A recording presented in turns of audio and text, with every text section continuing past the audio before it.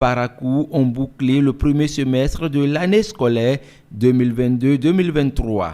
Pour les responsables de ces établissements scolaires du secondaire, les apprenants n'ont pas comblé leurs attentes à la fin du semestre. Nous ne sommes pas très satisfaits des résultats que nous avons eus au premier semestre au Cézongo.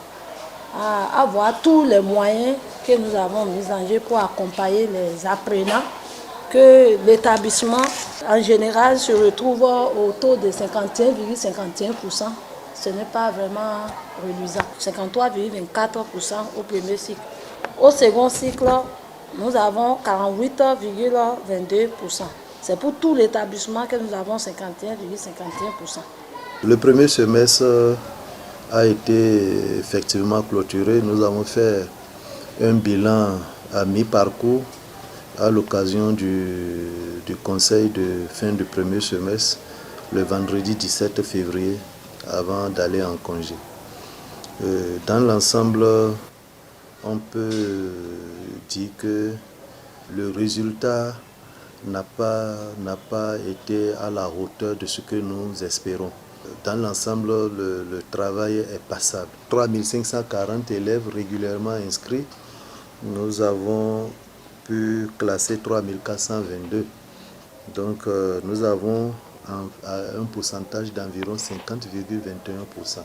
Les responsables évoquent plusieurs raisons par rapport aux résultats obtenus par les élèves. De nos jours, il y a beaucoup de parents qui ne suivent pas les apprenants. Il y a des apprenants qui sont toujours à couteau tiré avec les enseignants parce qu'ils n'ont pas le support du coup.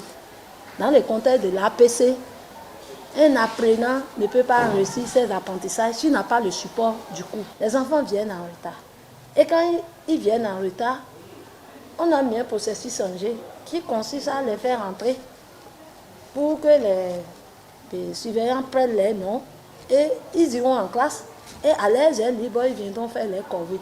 Mais dès qu'on ferme le portail, quand on ouvre de nouveau le portail, pour faire entrer ces retardataires-là, ils fuient. Certains fuient.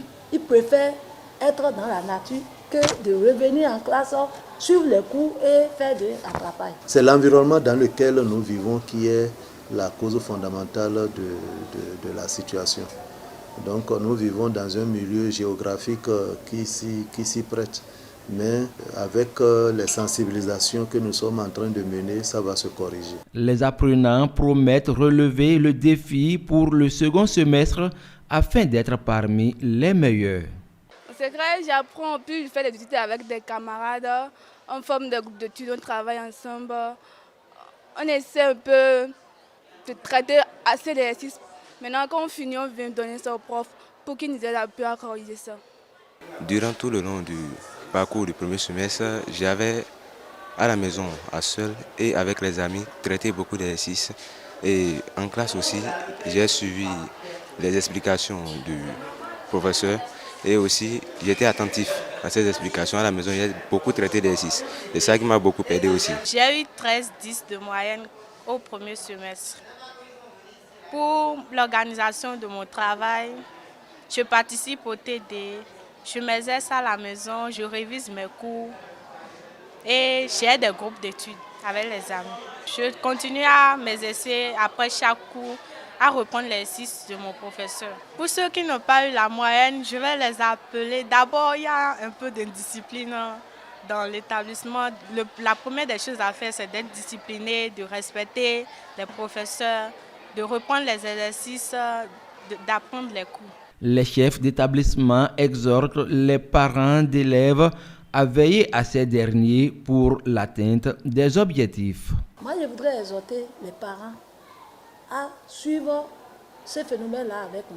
Parce qu'un enfant qui quitte la maison, c'est-à-dire il faut vous rassurer qu'il est venu directement au collège. L'association des parents d'élèves nous accompagne sur plusieurs plans. Quand ça ne marche pas, nous les invitons. À chaque fois, nous les invitons et nous leur rendons compte. Après un certain nombre de constats faits, ils convoquent une AG extraordinaire pour rendre compte aux parents géniteurs de ces apprenants-là pour que le travail s'améliore. Le second semestre est déjà entamé dans les collèges et lycées publics.